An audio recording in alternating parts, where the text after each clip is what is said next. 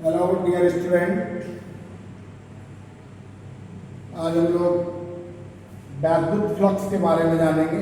एक ऐसी physical quantity जो बार बार आपके बोर्ड एग्जाम में पूछी जाती है। इलेक्ट्रिक फ्लक्स, इसको इंग्लिश में इलेक्ट्रिक फ्लक्स बोलते हैं और हिंदी में वैद्युत फ्लक्स।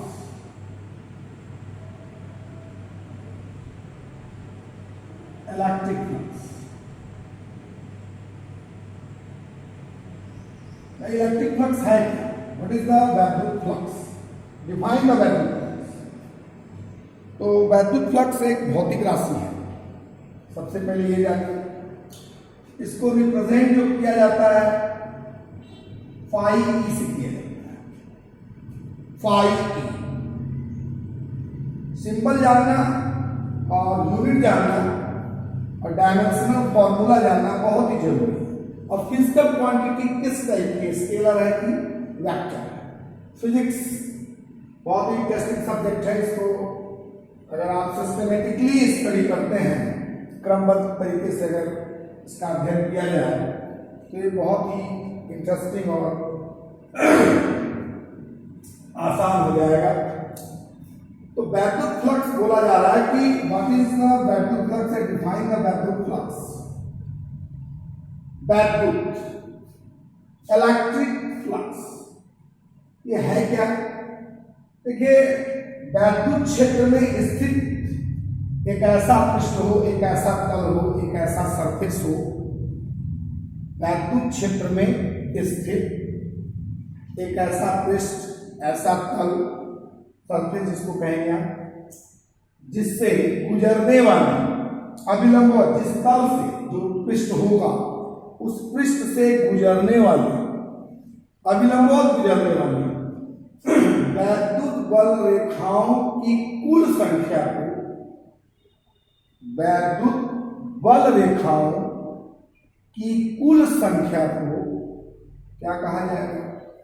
वैद्युत फ्लक्स कहा जाएगा। इसका मतलब कि वैद्युत फ्लक्स जो है वो, उसका मेजरमेंट अगर करना है, उसका मापन करना है, तो हमको क्या मापन करना होगा? वैद्युत बल रेखाओं की संख्या को आप देख लीजिए, माप लीजिए, आपको क्या मिल जाएगा? वैद्युत फ्लक्स मिल जाएगा। फाई जो सिंबल बनाया गया है, इसी पर डिफिनेशन है। इसी पर डिफिनेशन अगर बना के देखा जाए, ये जो आपका फाई सिंबल है, इसी पर अगर डिफिनेशन बनाया जाए, कहीं जाने की जरूरत नहीं है। वैद्युत फ्लक्स बोल रहा है तो कोई पृष्ठ होगा, उस पृष्ठ से अभिलंबवत गुजरने वाली वैद्युत बल रेखा, कितना वैद्युत बल रेखा इस पृष्ठ से गुजर गई, उसी का मेजरमेंट, उसी का मापन, उसकी कुल संख्या क्या कहलाएगी? वैद्युत फ्लक्स कहलाएगी। सिंबल से ही क्लियर हो जाएगा। ये जो सिंबल है, इस सिंबल से ही, इस प्रतीक से ही क्लियर हो गया। फाई ई से ही ये कोई पृष्ठ होगा, ये पृष्ठ बना लिया। अब इस पृष्ठ से गुजरने वाली लंबवत, अभिलंबवत इस तल से ये पृष्ठ कहां स्थित होगा? इसी वैद्युत क्षेत्र में स्थित होगा। और इस वैद्युत, जिस वैद्युत क्षेत्र में स्थित होगा, जो वैद्युत क्षेत्र में ये पृष्ठ स्थित है, ये पृष्ठ है, सरफेस है, तल है, जो भी आप कहें, तो इस पृष्ठ से निकलने वाला जो होगा वैद्युत बल रेखाओं की जो संख्या होगी, उन्हीं संख्याओं को क्या करते हैं हम लोग? वैद्युत फ्लक्स करते हैं। तो वैद्युत फ्लक्स की परिभाषा क्या हो गई? वैद्युत फ्लक्स की परिभाषा हो गई कि किसी वैद्युत क्षेत्र में स्थित या वैद्युत क्षेत्र में स्थित वैद्युत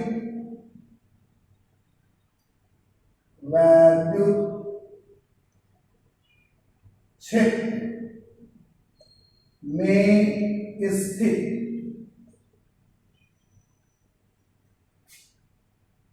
तल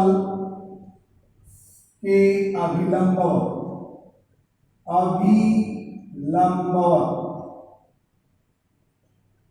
गुजरने वाली कुल वैद्युत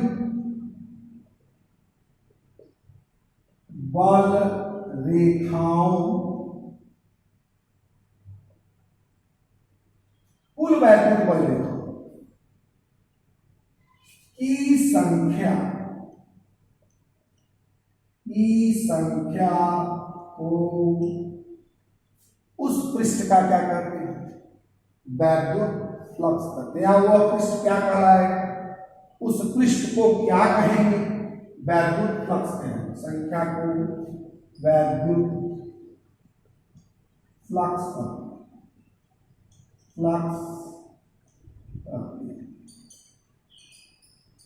हमारी अच्छी नहीं है, इस पर ध्यान दीजिएगा। वैद्युत क्षेत्र में स्थित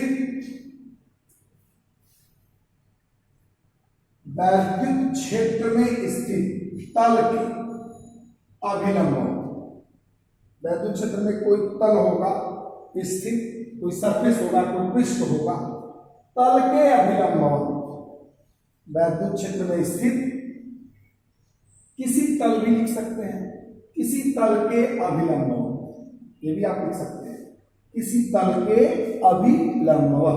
अब वो सरफेस कैसा है उस पर डिपेंड करता है। तो यहाँ ये भी इंक्लूड कर सकते हैं कि स्थित किसी तल के अभिलंबवत गुजरने वाला जो भी तल हो, अब वो तल और सरफेस अलग अलग हो सकता है, घन घनाभ आप ले सकते हैं, वर्ग आप ले सकते हैं, त्रिभुज, समबाहु त्रिभुज या बेलनाकार कोई तल ले सकते हैं।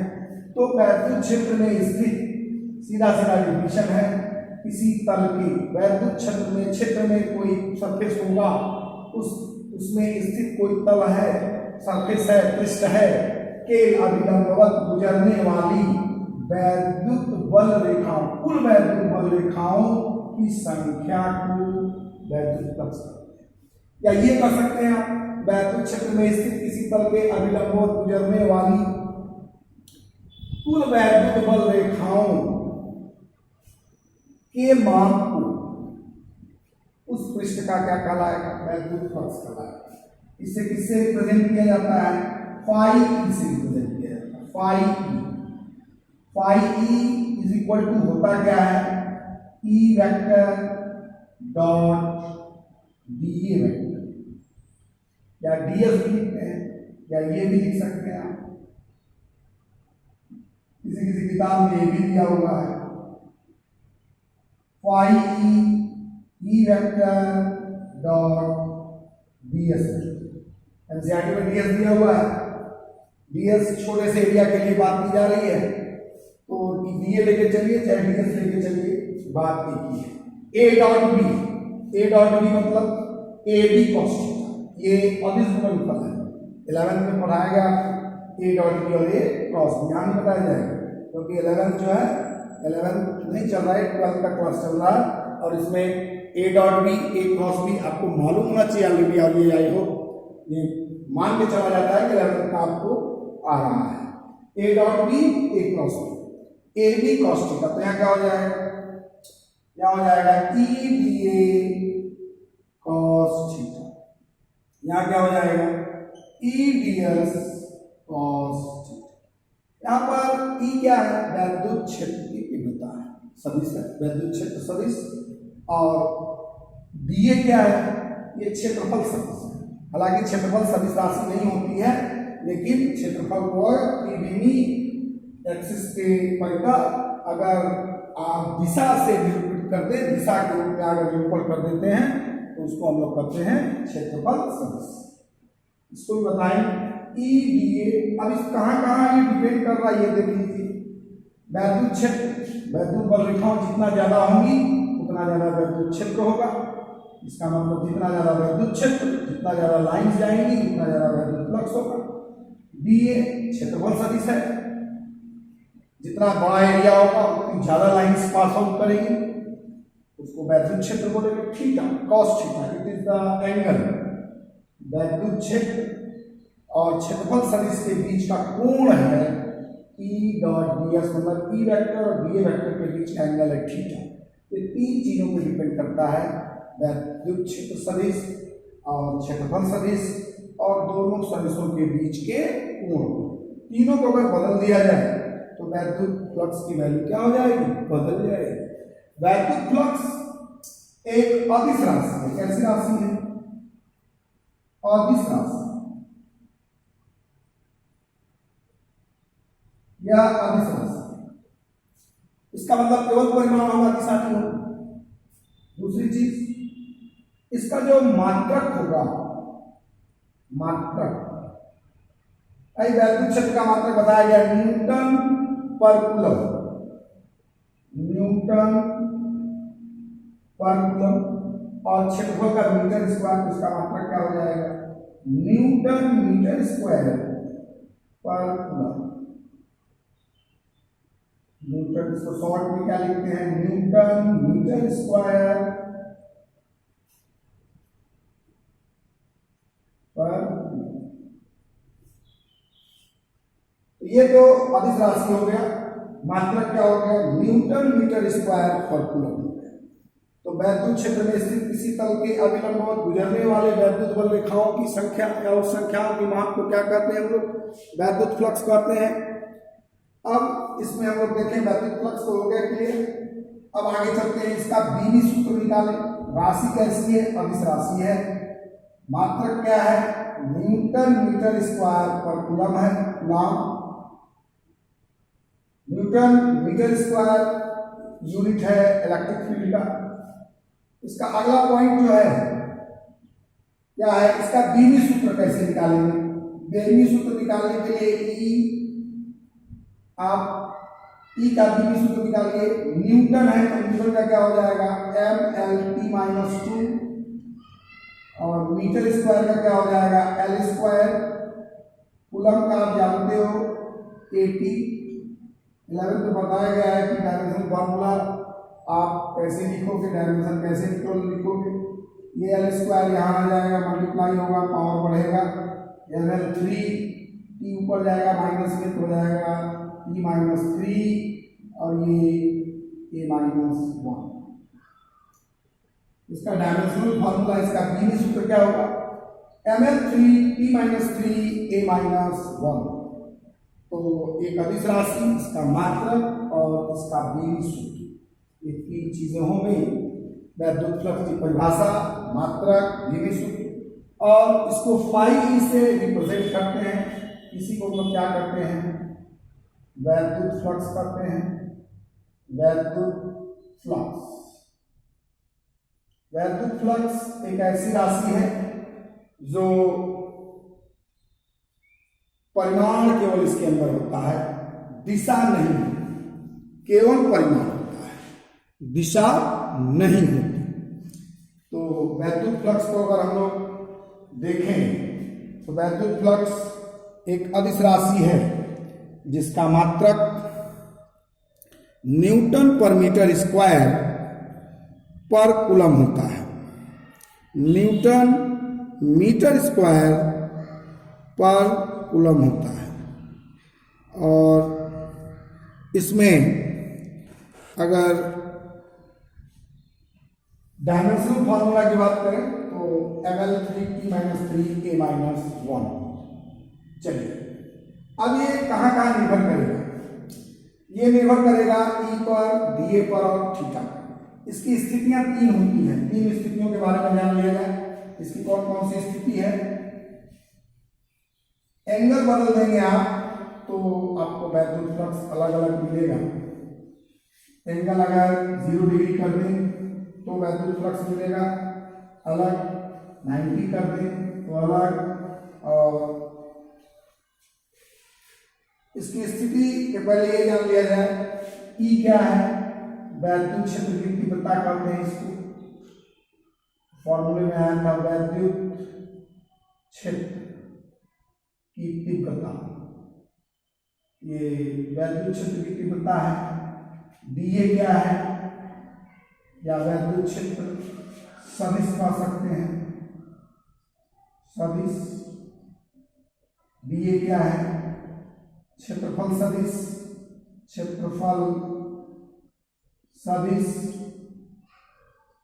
और थीटा क्या है, ई तथा डीए, ई वेक्टर, डीए वेक्टर के बीच का कोण है। तो स्पष्ट हो गया। वैद्युत क्षेत्र सदिश क्षेत्रफल सदिश के बीच का जो कोण होगा उसको हम लोग क्या कहेंगे? उसको हम लोग कहेंगे थीटा। अब इस कौन कौन सी स्थितियां होती हैं उन स्थितियों के बारे में जान लिया जाए। स्थिति, अगला हेडिंग आएगा स्थिति। स्थिति में पहली स्थिति क्या है? यदि थीटा बराबर 0 डिग्री तो क्या हो जाएगा? Phi is equal to E vector DA vector या ई डॉट करेंगे तो ई डीए कॉस थीटा। और कॉस थीटा की वैल्यू कितनी है? 0 है। और 0 तभी होता है जब वेक्टर ई पैरेलल हो किसकी?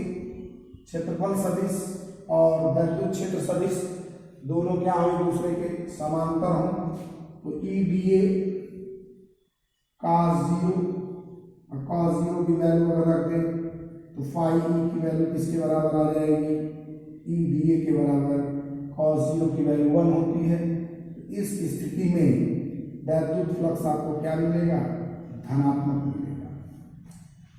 पहली स्थिति यह है कि अगर थीटा 0 है, थीटा 0 तब हो सकता है जब वैद्युत क्षेत्र सदिश और क्षेत्रफल सदिश दोनों एक दूसरे के क्या हों? समानांतर। समानांतर की स्थिति में ऐसी स्थिति आएगी और इस स्थिति में वैद्युत फ्लक्स क्या हो जाएगा? धनात्मक हो जाएगा। ये पहली स्थिति थी। दूसरी देखी जाए। दूसरी क्या है? दूसरी है अगर दोनों के बीच का कोण क्या हो? 90 अंश, 90 डिग्री।